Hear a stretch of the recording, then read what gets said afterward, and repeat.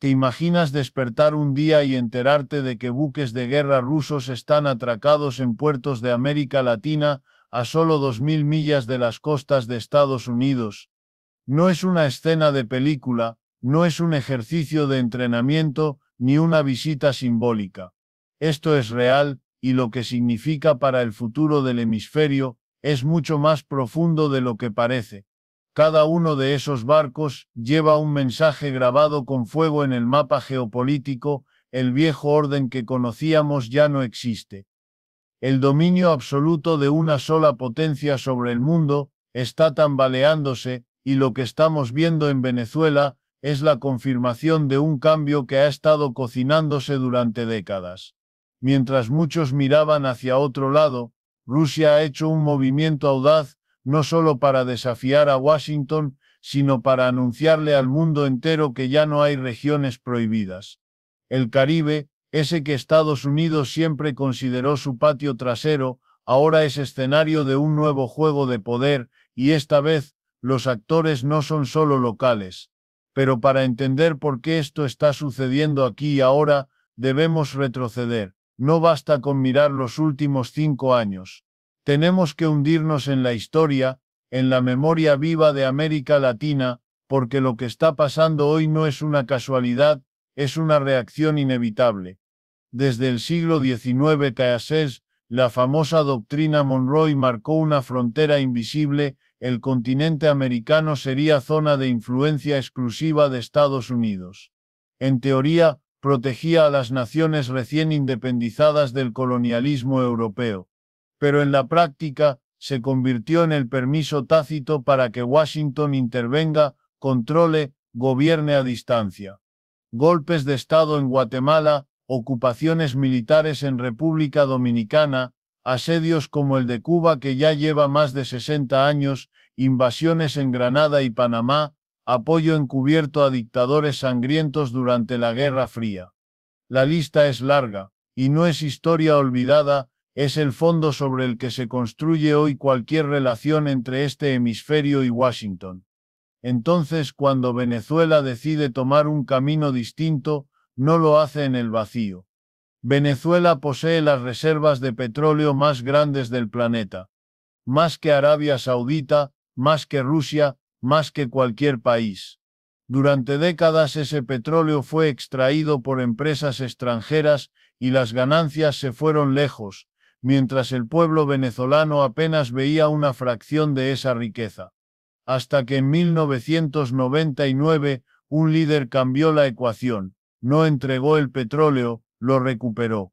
Nacionalizó una industria que debía pertenecerle al país por ley y por justicia, y usó esos ingresos para sacar a millones de la pobreza, para construir hospitales, escuelas, programas de alimentación, viviendas. Fue una redistribución masiva de riqueza, como nunca antes se había visto. Y eso, desde la sala de juntas en Wall Street o desde los corredores del poder en Washington, fue inaceptable.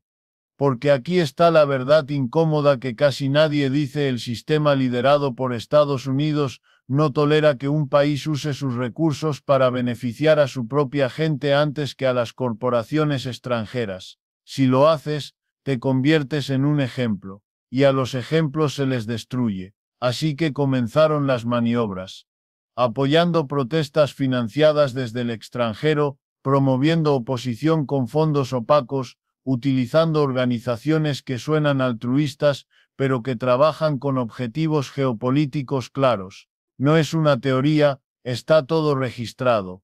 Luego llegó el arma más cruel: las sanciones económicas, y no las pienses como una medida diplomática limpia. Las sanciones son guerra, son violencia económica, no apuntan solo al gobierno, derrumban toda la economía. Impiden comprar medicinas, importar alimentos, mantener hospitales funcionando, pagar salarios.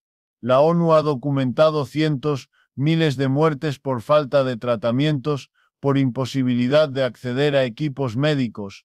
Empresas quiebran, bancos internacionales se niegan a hacer negocios, el país queda aislado. El petróleo no se puede vender, los activos en el extranjero se congelan. Es un bloqueo total. Y cuando escuchas que solo sancionamos al gobierno, no al pueblo, esa es una mentira cómoda. Quien siempre paga es la gente común, los ancianos sin medicinas, los niños sin alimentos, los trabajadores sin empleo. Las élites, en cambio, siempre encuentran caminos. El sufrimiento es el arma. Y su objetivo es claro: forzar una crisis humana tan profunda que el pueblo venezolano se vuelva contra su gobierno. Pero Venezuela resistió, no se doblegó, y entonces buscó aliados. Aliados que también están en conflicto con el monopolio del poder estadounidense.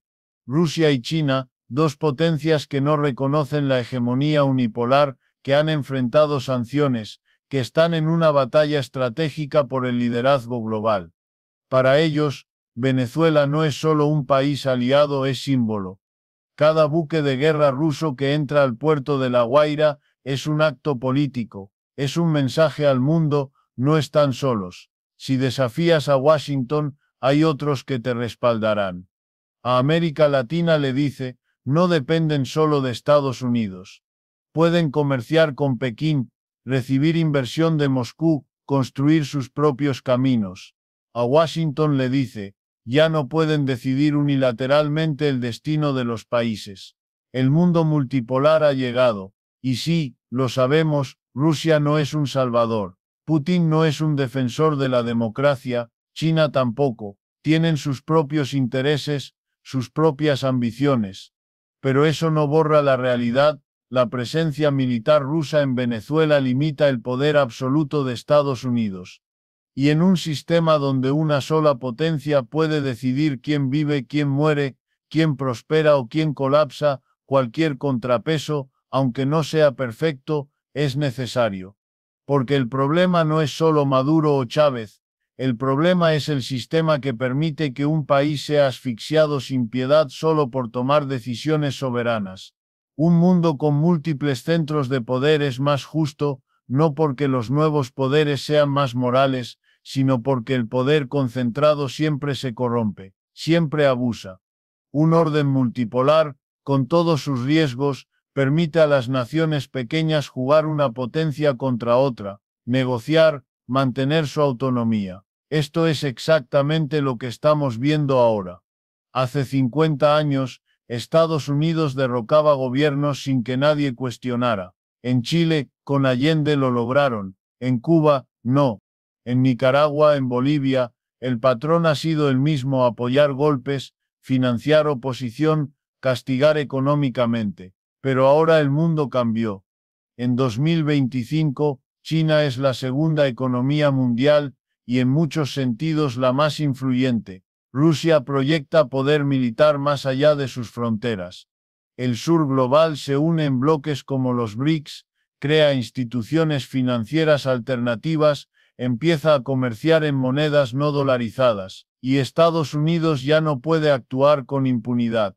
La llegada de esos buques rusos no es solo sobre defensa naval, es sobre soberanía, sobre dignidad, sobre la caída de una era. Por supuesto, muchos dirán: ¿y la democracia en Venezuela? Es una pregunta válida. Hay restricción a la oposición, elecciones cuestionadas, autoritarismo. Todo eso es cierto. Pero aquí viene la pregunta incómoda: ¿realmente Estados Unidos defiende la democracia? Porque han apoyado dictaduras brutales en Argentina, Chile, Egipto, Indonesia, Arabia Saudita, porque mientras más autoritaria sea una dictadura, si sirve a sus intereses, será llamada aliada. Y mientras más democrático sea un gobierno, si no se alinea, será llamado régimen opresor. Entonces, cuando Estados Unidos dice que actúa por la democracia en Venezuela, debemos cuestionarlo. Porque sus acciones, sanciones que matan, apoyo a figuras no elegidas como Guaidó, intentos de cambio de régimen, no promueven democracia, promueven sumisión. Y eso no es liberación, es imperialismo moderno. Lo que Estados Unidos llama orden basado en reglas, se ha violado miles de veces por ellos mismos: invadieron Irak sin permiso, tienen cientos de bases militares alrededor del mundo, espiaron a aliados, torturaron en Guantánamo. Y cuando Rusia envía barcos a Venezuela, ellos gritan por el orden internacional. Pero Estados Unidos tiene 800 bases en otros países. Rusia, apenas 20. ¿Dónde está el equilibrio? La verdad es que a las élites estadounidenses les cuesta aceptar que ya no son los dueños del mundo. Se resisten a un nuevo orden donde el dólar no lo domina todo, donde el FMI no dicta políticas, donde América Latina puede elegir. Pero ese orden no está llegando, ya está aquí. China comercia más con Latinoamérica que Estados Unidos. Países pagan en yuanes. Los BRICS avanzan y Venezuela, ahora mismo, es un campo de batalla simbólico de esta guerra global. No es solo un país en crisis, es una prueba de fuego. El futuro será multipolar, con espacio para la autonomía, o seguirá siendo unipolar, con un solo centro de poder que decide por todos. Yo creo que a pesar de sus imperfecciones, un mundo con múltiples polos de poder es mejor que uno donde una sola nación gobierna sin rival, porque donde hay poder absoluto, no hay justicia. Y si tú entiendes esto, si sientes que esta información te da claridad, que te ayuda a ver más allá de los titulares, entonces sabes que este canal es para ti. Suscríbete, no te pierdas lo que viene, porque esto apenas está comenzando. Y si crees que otros deberían también entender lo que realmente está en juego, comenta estoy despierto, porque cada persona que despierta, cambia el juego. La presencia de esos buques rusos en aguas venezolanas no es un capricho ni una provocación de alto riesgo sin cálculo. Es la culminación de un tablero que ha estado moviéndose en silencio durante años, donde cada movimiento fue respondido con otro, donde cada sanción trajo una alianza, cada intento de aislamiento generó una apertura hacia el este, hacia un mundo que ya no gira en torno a Washington. Y mientras los analistas occidentales hablan de provocación o de desestabilización, lo que realmente están viendo es el colapso del monopolio informativo, del control casi absoluto que Occidente ha tenido sobre la narrativa global. Porque si algo ha cambiado en las últimas 2 décadas, no es solo la geopolítica, es la capacidad de acceso a otras versiones de la realidad. Ahora hay voces que se escuchan desde Moscú, desde Beijing, desde La Habana, desde la propia Caracas, que ofrecen una lectura distinta de los hechos, que exponen las contradicciones del discurso hegemónico. ¿Cómo puede un país que bombardeó Vietnam, Irak y Libia, que encarcela en Guantánamo sin juicio, que financia golpes de Estado con CIA y USAID, presentarse como defensor de la democracia y el derecho internacional? La hipocresía no es un secreto, pero ahora ya no es ignorada, es desenmascarada en tiempo real en redes sociales, en documentales independientes, en escuelas, en hogares, en debates que antes no existían. Venezuela es hoy una batalla de percepción tanto como de poder. Y mientras Estados Unidos insiste en decir que quiere la democracia, muestra solo una versión de democracia, la que permite gobiernos dóciles, que no nacionalizan recursos, que no desafían el dólar, que no se alían con adversarios estratégicos. Pero cuando un país elige soberanamente un rumbo distinto, aunque sea con errores, aunque tenga manchas en su gestión, aunque cometa abusos, Occidente no lo ve como una anomalía, sino como una amenaza existencial. Porque Venezuela no solo desafía el modelo económico, desafía el derecho a decidir quién controla el modelo. Esa es la verdadera línea roja. No es que Maduro sea más autoritario que otros líderes aliados de Estados Unidos, no es que Venezuela tenga un récord perfecto de derechos humanos. El problema es que Maduro resiste. Resiste después de 25 años de guerra económica, de bloqueos, de injerencias, de intentos de magnicidio, de ataques a su infraestructura eléctrica, de campañas mediáticas sin pausa. Y al resistir, demuestra que es posible vivir fuera del sistema de obediencia. Eso es lo que no se puede permitir. Porque si Venezuela sobrevive, entonces Bolivia puede intentarlo.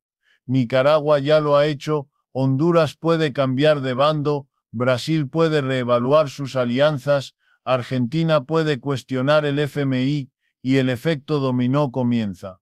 Y no se trata de amor por Chávez o por Maduro, se trata de comprender que detrás de cada intento de derrocar un gobierno en América Latina hay un patrón claro, el temor al ejemplo. No temen a las armas, temen a la inspiración. Temen que un pueblo vea que es posible usar el petróleo para educar, para sanar, para alimentar, en vez de entregarlo a multinacionales que se llevan el 80% de las ganancias. Temen que otros países digan, ¿por qué no nosotros? ¿Por qué nosotros seguimos endeudados con el Banco Mundial si tenemos recursos para ser autosuficientes? ¿Por qué nuestros presidentes firman acuerdos que benefician a corporaciones extranjeras y no a la gente que los eligió?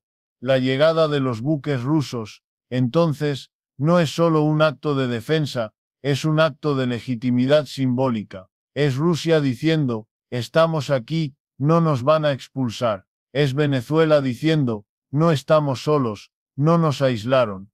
Es un mensaje a las élites latinoamericanas que han vivido cómodamente alineadas con Washington, el mundo cambió, y si no ajustan su rumbo, quedarán obsoletos. Porque mientras en Washington hablan de regreso a la democracia, en Brasilia, Bogotá, Ciudad de México o Montevideo, hay líderes que observan en silencio, calculando, midiendo cuánto pueden acercarse a China sin provocar sanciones, cuánta inversión rusa pueden aceptar sin que el Departamento de Estado bloquee sus visas. Y muchos ya actúan. Argentina negocia acuerdos con China para construir reactores nucleares. Brasil exporta soja y mineral a China como nunca antes. México avanza en la sustitución del dólar en ciertos acuerdos comerciales. No es alineación, es pragmatismo, es el fin del miedo.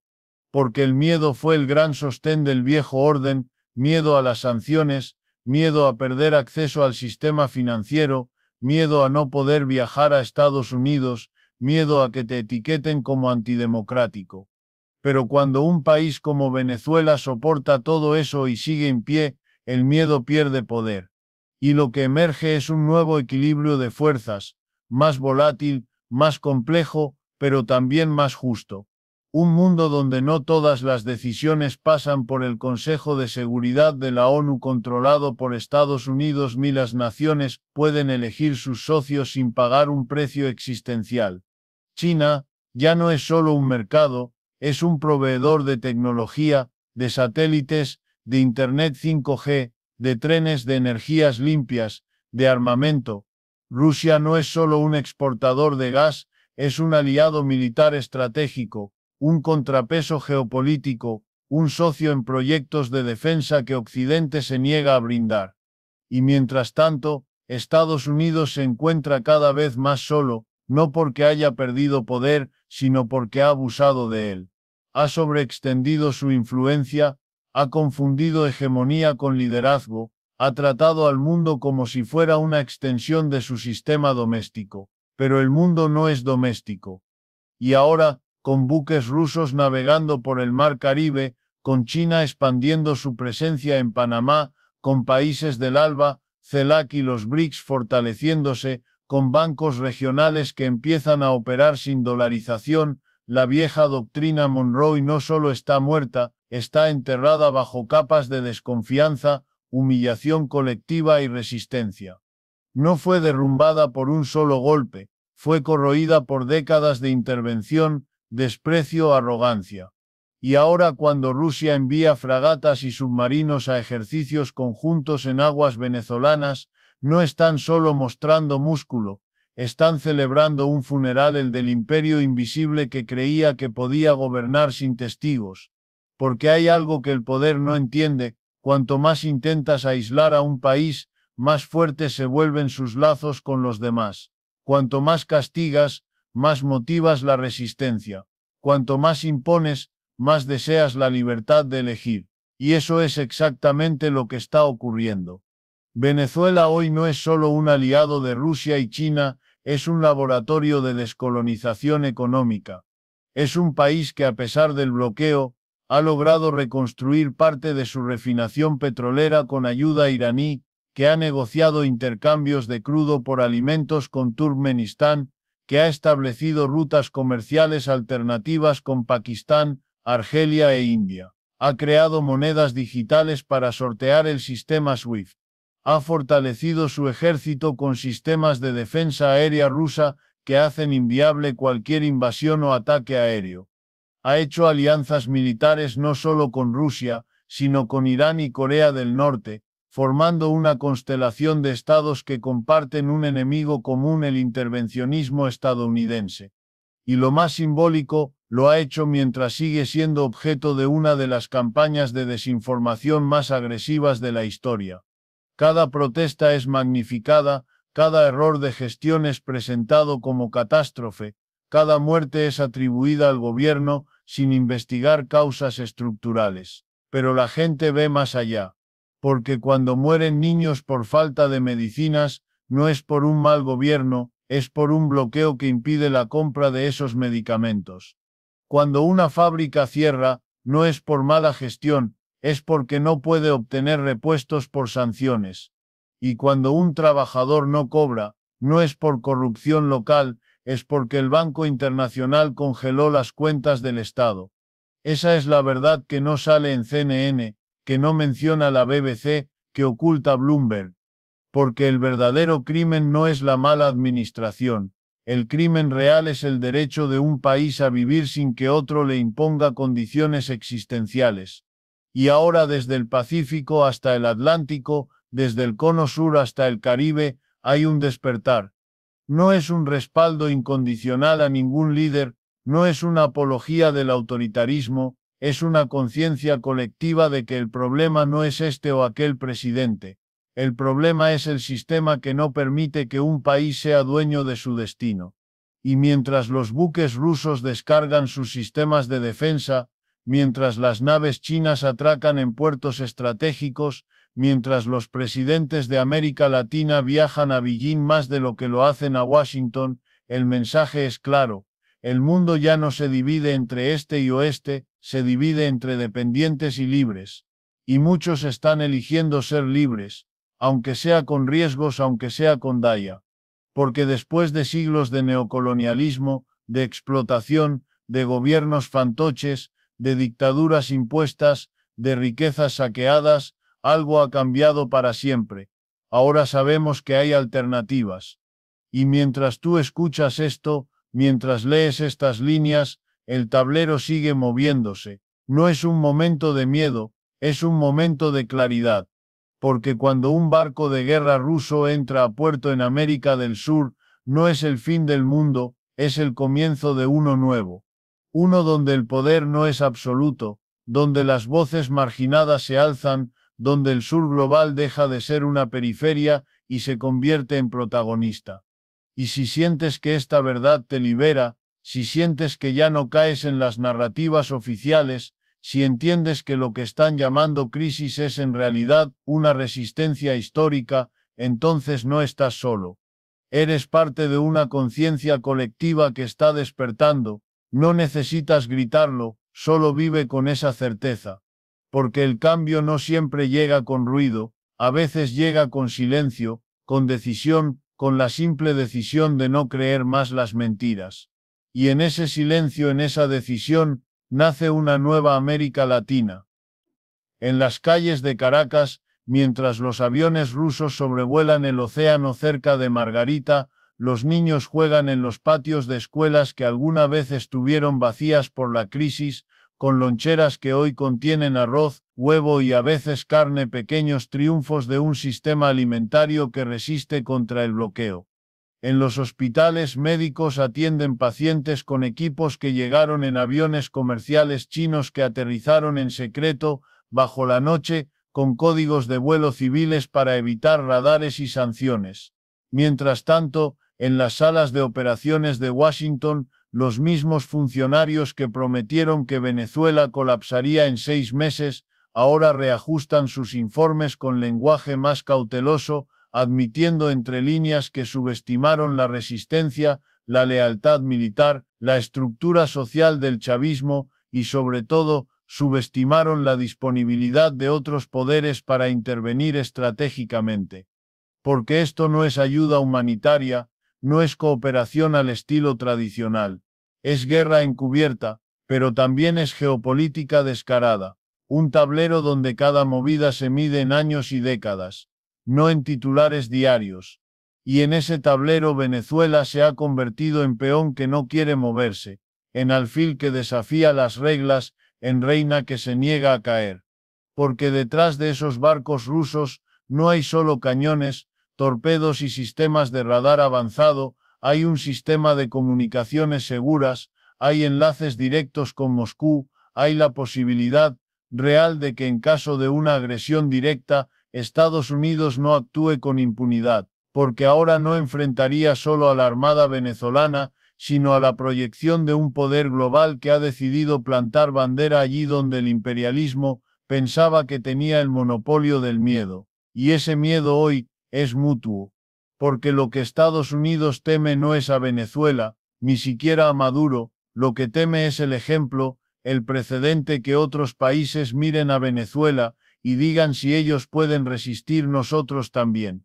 Que Brasil en un giro político futuro decida abandonar el alineamiento automático con Washington. Que México, con su nueva generación de líderes, diga basta a las presiones por el TIMEC y comience a negociar libremente con China. Que Argentina rechace de nuevo el FMI y apueste por los BRICS, esa es la verdadera amenaza, la cadena de desobediencia. Y por eso, las sanciones a Venezuela no fueron jamás una herramienta diplomática, fueron un experimento, un laboratorio de dominación, un intento de demostrar al mundo que no hay salida, que resistir es suicidio. Pero el suicidio no ha ocurrido. Venezuela sigue. Y no solo sigue, está siendo reconectada al mundo por otros cables, otros flujos, otras redes de poder. Petroquímicas chinas invierten en refinerías, rusos entrenan a militares en guerra electrónica y defensa espacial, iraníes desarrollan sistemas de vigilancia y transporte para evitar el rastreo financiero. Venezuela se ha convertido en un nodo global del antiimperialismo táctico, en un país que aunque sufre, no se arrodilla, y en su arrodillamiento forzado, ha hallado una extraña forma de dignidad geopolítica. Mientras tanto, en Panamá, en Colombia, en Perú, en Centroamérica, los gobiernos miran con cautela. Algunos aún se alinean con Washington, firman acuerdos de cooperación militar, aceptan asistencia que en realidad es espionaje disfrazado. Pero otros, en silencio, abren canales con Caracas, con Brasilia, con Nairobi, con Moscú. Porque saben que el dólar no será eterno, que el orden de posguerra se desvanece, y que la próxima década no se ganará con bases militares, sino con alianzas económicas, acuerdos energéticos, tecnología compartida, redes de ferrocarriles y puertos que no van a Nueva York o Miami, sino a Shanghái, a Moscú, a Nairobi. La hegemonía no se pierde en un día, pero se desgasta en miles de decisiones pequeñas, un contrato firmado en yuanes, un ministro que visita Beijing en lugar de Washington, un decreto que prohíbe bases extranjeras, una ley que prioriza el mercado interno sobre las transnacionales. Y cada una de esas decisiones, multiplicadas por 100 países, forma un sistema nuevo. América Latina, históricamente fragmentada, dividida por fronteras artificiales, culturas impuestas y economías coloniales, empieza a moverse como bloque, no de forma perfecta, no sin conflictos internos, pero con una conciencia creciente, ya no quieren ser el patio trasero, quieren ser un continente con voz. Y en ese despertar Venezuela es el faro, no porque sea perfecta, sino porque ha resistido lo impensable. Porque mientras sus calles tienen apagones, también tienen concierto de violines en plazas públicas. Porque mientras su economía está bajo ataque, sus escuelas enseñan que la historia no la escriben solo los vencedores, sino también los que sobreviven. Y eso, para el sistema unipolar, es insoportable. Porque no pueden enfrentar solo a un gobierno, pueden corromper líderes, pueden financiar golpes, pueden inventar crisis, pero no pueden enfrentar un pueblo que ya conoce sus trucos, que ha visto cómo la democracia prometida trae hambre real, mientras el régimen trae escuelas reales. Y aquí la narrativa se quiebra, porque en los medios globales controlados en gran medida por intereses occidentales, Venezuela sigue siendo un país en ruinas, gobernado por un dictador, sumido en el caos. Pero quienes viven allí saben que ese caos no nació de la política interna, nació de una guerra económica sin nombre, de un cerco financiero sin precedentes, de una campaña de demonización que precedió a cada intento de asfixia. Y si hoy hay escasez, si hay migración, si hay sufrimiento, ese sufrimiento no es prueba de un fracaso ideológico, es prueba de un ataque sostenido, prolongado, frío, calculado. Lo triste no es que Venezuela tenga problemas, lo triste es que esos problemas se usen como justificación para seguir castigándola, como si la solución fuera más hambre, más soledad internacional, más aislamiento. Pero el aislamiento no funciona si otros están dispuestos a tender puentes. Y ahí entran Rusia y China, no como mesías sino como actores estratégicos que entienden que cada espacio que Estados Unidos abandona, ellos pueden llenarlo. Y no lo llenan con discursos, lo llenan con barcos, con satélites, con acuerdos de defensa, con redes 5G, con fábricas, y eso duele, porque en Washington no entienden que el poder no se mide solo en bases militares, sino en redes de dependencia. Y si Venezuela ya no depende de los bancos de Nueva York, si comercia con Beijing, si su moneda se estabiliza con reservas en yuanes y oro ruso, entonces ya no están en el sistema que Washington controla. Y eso es revolucionario. No por ideología, por geometría del poder.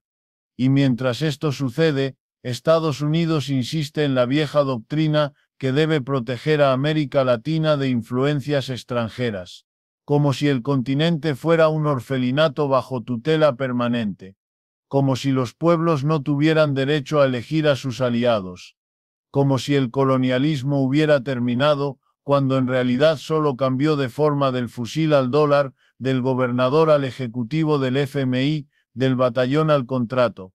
Porque cuando China construye un puerto en Nicaragua, o Rusia firma un acuerdo energético en Bolivia, inmediatamente se grita amenaza a la seguridad nacional, mientras Estados Unidos tiene ejércitos en Colombia, drones en Brasil, bases secretas en Paraguay y espías en cada gobierno. ¿Dónde está la amenaza entonces? No en la presencia rusa, sino en la doble moral.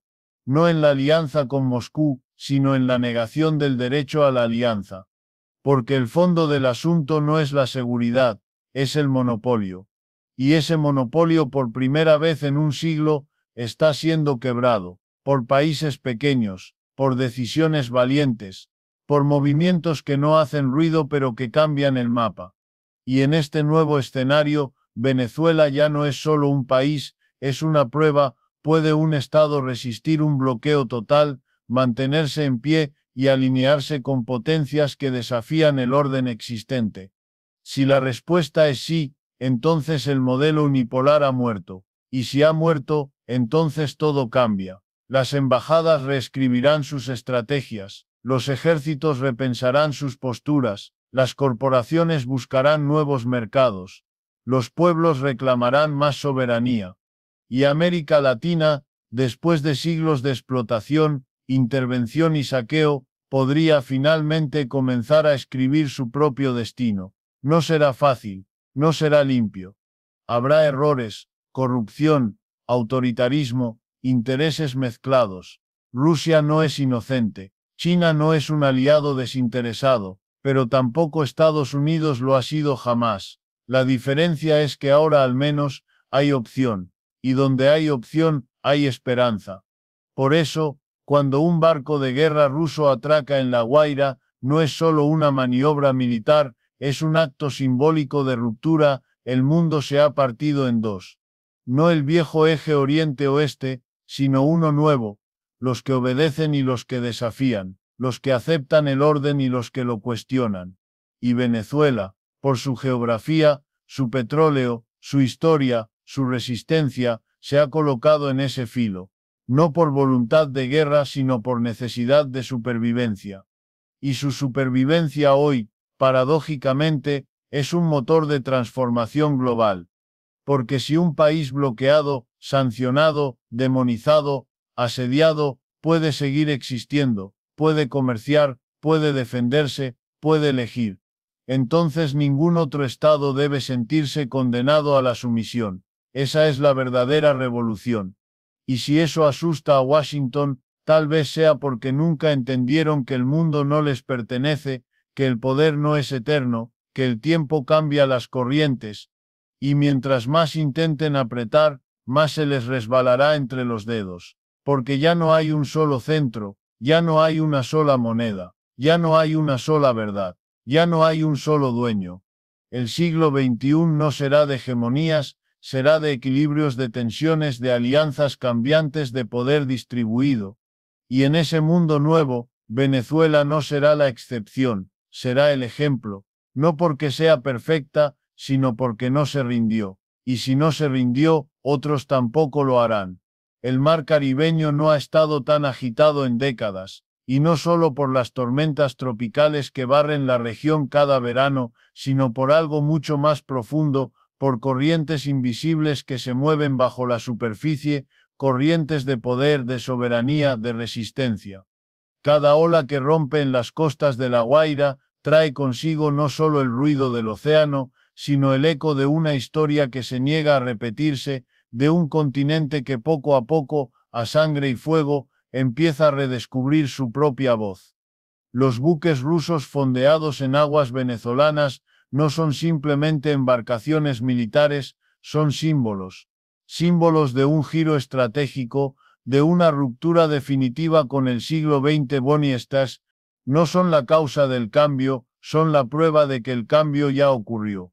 Porque el verdadero terremoto no fue cuando los barcos atracaron, fue cuando millones de personas en América Latina dejaron de creer en la invencibilidad del imperio.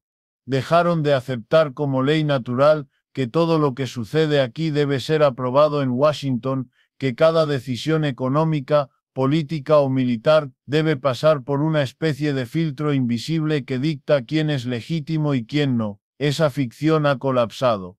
Y mientras Washington lanza comunicados diplomáticos y amenazas veladas, mientras sus analistas repiten una y otra vez que esto altera la estabilidad regional, nadie menciona que la estabilidad de los últimos 100 años ha sido la estabilidad del dominio, la estabilidad del saqueo controlado, la estabilidad de un sistema donde el progreso de un país dependía de su obediencia. ¿Cuántos gobiernos democráticos han sido destruidos en nombre de esa estabilidad? ¿Cuántas revoluciones sociales abortadas? ¿Cuántas décadas de subdesarrollo deliberado para mantener una dependencia estructural? Mientras Estados Unidos se indigna por la presencia rusa, sigue ignorando que su propia presencia en el hemisferio nunca fue invitada, nunca fue negociada. No fue Venezuela la que pidió que sus vecinos fueran invadidos, que sus líderes asesinados, que sus economías doblegadas. Fueron Estados Unidos y sus agencias de inteligencia los que operaron en la sombra, día y noche por décadas, para asegurarse de que nadie rompiera el orden. Y ahora que el orden se rompe, ahora que hay quien se atreve a desafiarlo no con bombas, sino con acuerdos comerciales, con alianzas militares, con bloques económicos alternativos, el imperio reacciona como siempre con arrogancia, con ira, con la certeza absoluta de que tiene derecho a decidir quién puede o no puede tener aliados. Pero el mundo ha cambiado. China construye puertos, carreteras, redes de fibra óptica desde Chile hasta Camerún. Rusia ofrece tecnología militar, acuerdos energéticos, créditos a tasas que no asfixian. Irán, Turquía, India, Sudáfrica, todos estos actores están presentes, no con imposiciones, sino con propuestas. Y lo más peligroso para el viejo orden es que estas propuestas no vienen con manuales de gobernanza, no exigen cambios de régimen, no instalan bases militares por la fuerza. Llegan y dicen, queremos comerciar, queremos invertir, queremos cooperar. ¿Qué tiene eso de amenaza? Solo es una amenaza si tu modelo se basa en el monopolio. Si tu dominio depende de que no existan alternativas, entonces cualquier nuevo actor es una catástrofe. Por eso la reacción de Washington no es solo política, es visceral. No es solo contra Rusia, es contra el concepto mismo de autonomía. Porque si Venezuela puede elegir a sus aliados, si puede vender su petróleo a quien quiera, si puede recibir ayuda militar de quien considere oportuno, entonces el control se evapora, y con él la capacidad de castigar, de aislar, de imponer. No es casualidad que las sanciones contra Venezuela sean entre las más duras del mundo. No es casualidad que el país con las mayores reservas de petróleo sea uno de los más castigados económicamente. Esto no se trata de corrupción o autoritarismo, se trata de ejemplo. Estados Unidos necesita que Venezuela colapse para demostrar a otros países, esto es lo que les espera si se apartan del rebaño. Pero lo que no han entendido es que el fracaso de ese mensaje es cada vez más evidente, porque Venezuela, pese a todo, sigue en pie. No es un país próspero, no es un modelo económico perfecto, pero resiste. Y ese acto de resistencia, multiplicado por la solidaridad de otras naciones, se convierte en una fuerza histórica. Cada barco ruso que carga combustible en La Guaira, cada cargamento chino que trae equipo médico, cada acuerdo con Argelia o Vietnam, es un agujero más en el bloqueo. No es una victoria militar, es una victoria diplomática, económica, simbólica. Es la constatación de que el aislamiento no funciona cuando hay otros dispuestos a romperlo. Y aquí está el punto crucial, el mundo multipolar no se construye con ideales, se construye con intereses. China no ayuda a Venezuela por solidaridad ideológica, busca recursos y alianzas estratégicas. Rusia no envía barcos por caridad, proyecta poder y contrarresta la presencia estadounidense. Pero en medio de ese cálculo frío, surge algo inesperado, la posibilidad. La posibilidad de que un país no por gracia de una sola potencia, sino por su capacidad de navegar entre muchas, pueda sobrevivir, recuperarse, incluso prosperar sin doblar la rodilla. Y eso por primera vez en décadas, está pasando. Países que antes solo miraban hacia el norte ahora miran al este, al sur, al otro lado del Pacífico. México negocia con Pekín acuerdos de inversión en tecnologías verdes. Argentina discute con Moscú la construcción de reactores nucleares. Brasil lidera una nueva ola de integración latinoamericana que excluye a Estados Unidos. El Banco del Sur comienza a funcionar con créditos reales. Las monedas locales empiezan a circular en comercio exterior.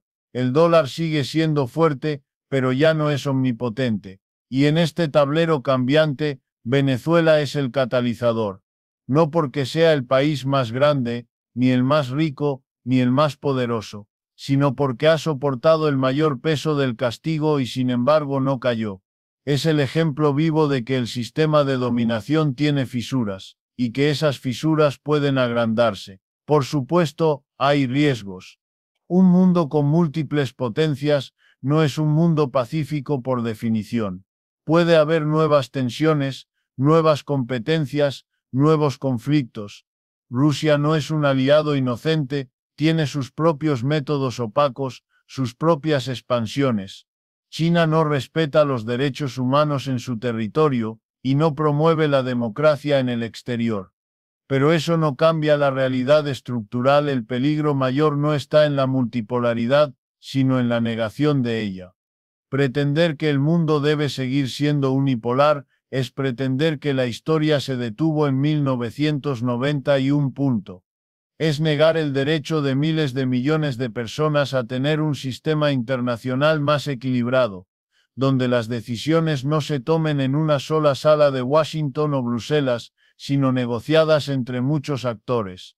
Y si eso lleva a una mayor competencia, mejor. Porque es en esa competencia donde los países pequeños, los olvidados, los despreciados, pueden negociar, jugar con las tensiones, exigir condiciones, obtener lo que necesitan sin pagar el precio de su soberanía. Esa es la verdadera revolución, no que Rusia esté en Venezuela, sino que Venezuela pueda elegir a Rusia como socio sin temer el colapso inmediato. Eso no pasaba hace 15 años. Entonces, ¿por qué ahora sí? Porque el sistema financiero global ya no es solo el SWIFT. Porque hay Instex, hay SPFS ruso, hay CIPS chino. Porque el control del dólar, aunque sigue siendo enorme, ya no es absoluto. Porque las criptomonedas, a pesar de su volatilidad, empiezan a usarse en comercios reales como herramienta de evasión a las sanciones. Porque el propio sistema de sanciones ha llegado a su límite de credibilidad. Cada vez más países se niegan a aplicarlas, no por solidaridad con Venezuela, sino porque ven que mañana pueden ser ellos los señalados. India compra petróleo ruso a pesar de las sanciones. Turquía desafía a la OTAN. Sudáfrica ejerce el liderazgo del G77 con voz propia. Todo esto forma parte del mismo fenómeno, el declive del monopolio. Y en América Latina, ese declive se siente con cada puerto que abre sus puertas a nuevos socios, con cada ministro que viaja a Beijing en lugar de Washington. No es un rechazo categórico a Estados Unidos, pero es un despertar. Ya no somos colonias económicas, ya no estamos solos en el tablero, ya tenemos opciones. Y esa conciencia, más que cualquier barco de guerra, es lo que realmente asusta a las élites de Occidente. Porque no se puede bombardear una idea. No se puede sancionar a un pueblo que decide que ya no aceptará el chantaje. Venezuela no ha ganado la batalla, pero ha demostrado que se puede resistir, que el bloqueo puede romperse, que hay vida después del aislamiento. Y cuando ese ejemplo se multiplica en Nicaragua, en Bolivia, en El Salvador, en Cuba, entonces el sistema entero comienza a temblar. No será rápido, no será limpio. Habrá errores, habrá corrupción, habrá gobiernos autoritarios usando la soberanía como excusa para mantenerse en el poder. Pero el punto no es que todos los movimientos sean perfectos. El punto es que por primera vez en más de un siglo hay una alternativa real. Y mientras Washington insiste en llamar a esto injerencia, el mundo mira y dice: no, esto es equilibrio, esto es justicia histórica, esto es el precio del imperio. Porque todo imperio cae no porque llega un enemigo invencible, sino porque deja de ser necesario. Porque las colonias descubren que pueden vivir sin el centro. Y cuando eso ocurre, aunque el centro siga siendo poderoso, ya no es indispensable. Así caen los imperios, no con un grito sino con un silencio. Con el silencio de quien se da cuenta de que ya no lo necesitan. Y mientras el mundo multipolar se afirma, mientras nuevas alianzas se consolidan, mientras el petróleo venezolano fluye hacia nuevos mercados y los buques rusos navegan sin permiso, pero sin impedimento, una pregunta queda en el aire, sin respuesta oficial, pero clara para quien quiera verla: ¿quién controla el futuro? ¿El que impone su voluntad desde la distancia, o el que resiste, negocia, sobrevive y al final, elige? La respuesta ya no está escrita en Washington. Está en las calles de Caracas, en los puertos del Pacífico, en las reuniones secretas de los BRICS, en los ojos de un niño que hoy tiene medicina no porque llegó de Estados Unidos, sino porque China y Rusia cumplieron. Eso es lo que está en juego. No es una crisis más, es el final de una era, y el nacimiento de otra. Y si tú puedes ver esto, si puedes entender que el hecho de que un barco ruso atraque en Venezuela no es una amenaza para la paz, sino una señal de que el monopolio del miedo ha terminado, entonces ya no puedes volver a mirar el mundo como antes. Porque ya despertaste, y una vez que abres los ojos todo cambia.